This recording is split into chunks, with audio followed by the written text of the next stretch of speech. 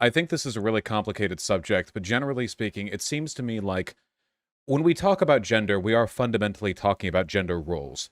Any idea as to what a person is constitutes expectations that align with them. You can't be a thing without some expectation of having to be the things associated with those things. And gender seems to be the most pernicious, society engrossing version of this kind of like fundamental category. But I don't think that it really is that distinct from a lot of other categories that we assign to ourselves or that are assigned to us.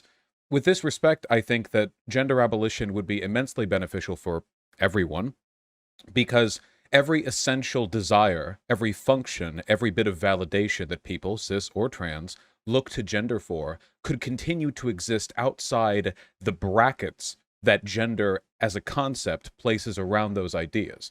When we talk about gender, we're talking about terms which loosely group together a collection of social values. I think it's possible to get at those values, and there are plenty of things that we would consider feminine and masculine that I think are universally virtuous, you know?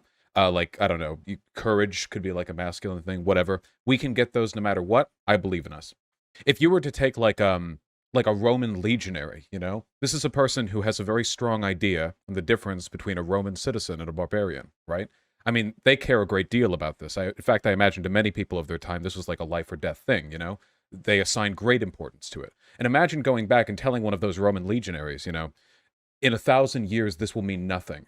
Your empire will be dust. There will be no difference between a Roman and a legionary because nobody will even use those terms anymore. I imagine they'd feel pretty bad about it. But the fundamental values they might ascribe to Roman citizenship, you know, maybe they think it corresponds to honor or virtue or community. Those things persist. The labels we've given don't, but the terms we use, at least temporarily, to ascribe them, those all fall to ash. So I think that that's might be where we are with gender. I fail to understand what fundamental components of our personhood we would lose in the absence of gender. It seems like, if anything, it would just make it easier for people, cis or trans, to adopt whatever ideas it is there would be. Even for trans people in such a society who feel dysphoria, at least the dysphoria would be non-essentialist. It would be purely physiological. My body looks like X, but I want it to look like Y. As simple as that. It wouldn't be, my body looks like X, which makes me less of a woman, so I need to do Y to look like more of a woman. Maybe the underlying dysphoria hasn't changed, but certainly the social baggage around it has been lessened, which, again, I'm cis, but I imagine that would make things easier. I think that it's such a long way to go too. Not just like with people talk about this as like a decolonialist project as well. How do we affect different cultures? How do we navigate that space responsibly without being sort of culturally chauvinist towards them? We got to remember, we're not exactly very close to gender abolition on the home front at all. The majority of Americans would be willing to bet, to them, gender is literally what's in their pants. They are the meme, you know. We're at about that level. And look, I mean, a ton of work has been done. There's a huge rural and like city divide on this, you know, where a lot of businesses these days will ask for pronouns, but a lot of people, like if you go a couple miles out of a city, like a lot of these ideas are completely foreign to them. There is a pretty huge gap in terms of accessibility to this information and cultural affect. I think it's not so much about, I don't know if cultural chauvinism is a huge issue at the moment, because it feels like right now we can't even progress this ideal beyond like the passive moral advocacy for de-emphasizing gender as an essential part of human identity. And that's, I mean, that's, I think, a universally moral thing to push for. You could do that here to Saudi Arabia. I think that's just generally a good thing to believe in. Anything beyond that, though, like restructuring the way that law considers gender or factors that stuff in, I feel like, God knows, we might be like a century away from that. If we ever even got it, we might be a very long time from that. But now I think we're kind of seeing like a modern renaissance of at least broaching those ideas, and I think that's nice. I think that people are always going to self-categorize. Maybe if we abolish gender, people would start, like, I don't know, aligning themselves along the four humors or something, you know? There'd be phlegmatic and catonic and sanguine and what have you. I don't really know. I don't like gender because it seems to be essentialized to sex, and it feels like that leads to a lot more problems. We have plenty of terms and categorizations which are less toxic than others. Nationality can be pretty bad. Race can be pretty bad, and what that's led to, you know, socially as a product of categorization. But we also have gamers. That is unironically a type of social categorization that people self-ascribe in order to change self-perception and affect others' perceptions of them. That is unironically a thing. Now, obviously, it's not the same degree of importance and what have you, and there are other connotations lacking, but it's important, and I just think that, I don't know, maybe in the future we have cooler categories that are less essentialized. Maybe we have more, maybe we have fewer. I'm hoping towards more. Seems like the more choice you get, the better. Like more tools in the toolkit. But yeah, I just think it'd be cool to explore that. Yeah, it seems like so often conformity to certain gender expectations is more about avoiding a negative than affirming a positive for cis and trans people, though the consequences are far more severe for the latter, you know?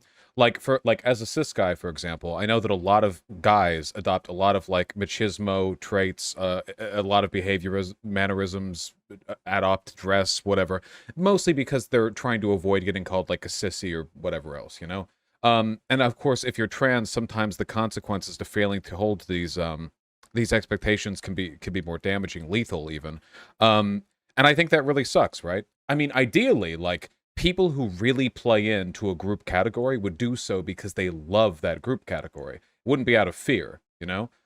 Some people do, of course. I mean, there are trans people who wear the pinkest dresses, you know? And that's great, you know? But I think that holistically, a lot of this is kind of a fear-driven. You crowd into categories as significantly as you can to avoid being the caricature of what people would attack you with otherwise. It's why short guys overcompensate. It's why a lot of girls wear makeup and spend 2 hours a day putting it on, even though they know they don't want to. And it's why a lot of trans people have to hyper-perform masculinity or femininity in order to avoid the worst stereotypes about their groups.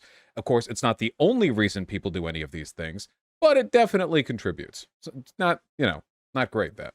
I think, while this is definitely probably more of a thing for trans people, the whole, do I like this because gender or because I actually like a thing? I see a lot of people struggle with that. For me, it's guys with suits, you know? Suits are a pain in the ass to wear. They're not especially comfortable, even nice, expensive ones. You know, you've got the tie and the cuffed shirt, and but a lot of guys really like wearing suits, you know? But how, like, why, you know? I think a lot of the reason these guys like wearing the suits is because it makes them feel masculine, but in the absence of the expectation that they adhere to that, because you get built up to that. When you're a little kid, you see your dad in a suit from time to time, sometimes all the time, and you think, you know, yeah, well, this is what a man looks like, and you grow up thinking that, and you're as much affirming the archetype as you are experiencing and expressing personal enjoyment. So I have no idea how you detach those things necessarily. You know what I mean? Does my expensive computer make me happy sincerely, or do I like the gamer lights? I don't know. I have no idea. When it comes to moving forward, though, with like the ability to suitably reward and affirm people's behaviors when they I guess when they do things that are kind of aligned with gender expectation, maybe it's better to focus on more like neutral qualities, I guess. And now obviously, like, you know, if like a trans woman dresses up to the nines and comes up to you and they're like, you know, how do I look? And you're like, you look very gender neutrally good. That's probably not. I mean, you know, obviously, yeah. Use a brain. You know, that's not always the 100% best approach. But I think that generally speaking, like, we even do this with our kids too. You know what I mean? Like with like little girls and boys, like the way we compliment them is so like partial and specific. You can listen to a parent's soundbite, like listen to them talk for 10 seconds and know if they're talking to a son or daughter. A little weird, especially since 99% of the time they're talking about stuff that has nothing to do with gender. You did a good job climbing that tree. I mean, everyone climbs trees, at least until they turn 13 and their bones creak, and then they stop, you know. Just focusing on stuff like that, you know, or like, yeah, handsome for boys, pretty for girls. Who decided that one? I don't fucking, don't they mean the same thing? They mean the same thing, but we just choose. It's like a pink word and a blue word. If we can move off stuff like that, generally, I think that the times we do apply it will be more meaningful, and the times we don't will be more authentic. I've seen this so many times online and in person. A guy is disbelieving that a person who they find attractive in a show is a guy instead of a woman, you know? Like there'll be some like cute androgynous kind of, and you're like, that's a guy? That's a guy? And to me, it's almost a mirror of that, in the same way some people, I mean, even from an early age, have difficulty imagining the narrative centering of a girl a lot of guys later couldn't imagine like the attractive centering of a guy, you know, that like it gets to the point where people are like disbelieving of yeah, this could be an anime thing too, I don't know, but disbelieving of reality. Like it's insane how like massively our expectations contort to this. There are some things like we've made a joke of this, you know, like girls don't pee. Now, if you want to get all like psychological about that, the fact that this is a prominent enough sentiment to have warranted a meme says a lot of really weird stuff. That half the population is in some way expected less to participate in a universal, not just humans, not just mammals, universal across all animal species, biological act. They do this, yeah, the girls don't poop thing, and of course it's a joke, but like 50-50? Because like it's like 50-50 a joke, right? Because there are a lot of guys who legitimately do get kind of taken aback by any forward acknowledgement of women using the restroom. Like it's not, it's like it's 70-30 a joke. That's very strange. That's completely socially constructed. You know, ye back in the tribal humans of yore, everyone was shitting in bushes. I sincerely doubt they were any more weird about it with regards to gender or sex back then. Yeah, so as I've always said, I think what a lot of people, like guys who don't think feminism is for them, don't appreciate is that the muscle girl renaissance we're experiencing right now is actually a product of feminism. The ability to develop attractions to atypically or non-feminine women is entirely based around the expansion of women's roles and gendered expectations that have taken place over the past 50 years. So right now, 4chan is simultaneously full of people posting hentai images of women with rippling muscular six-packs and denouncing feminism. And I say to you, do you not know the hand you bite, my friend? Your drinking right now has trickled down the great mountain that is feminism. You fool.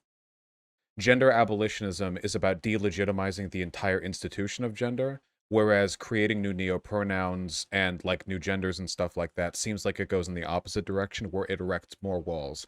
We need more social understanding to know what types of names and terms people go by and what kinds of respect or attitude we should assign to all of them. Now, to be clear, I don't think that's a bad thing for people to do. I don't think my broader ideas on gender abolitionism are some kind of like moral like edict that everyone must follow or be wrong. It just seems to me like when I think of the direction gender abolitionism would go in, it'd be more like de-emphasizing stuff rather than what I see in a lot of these circles, which is constantly talking about establishing new gender rules, just ones that we're not familiar with, you know? Like, I don't know, like, is a forum constantly dedicated to, like, creating new genders and pronouns to go along with it really deconstructing gender, or just building out, like, you know, like, building out the scaffolding, like, out into the distance in directions none of us could have expected?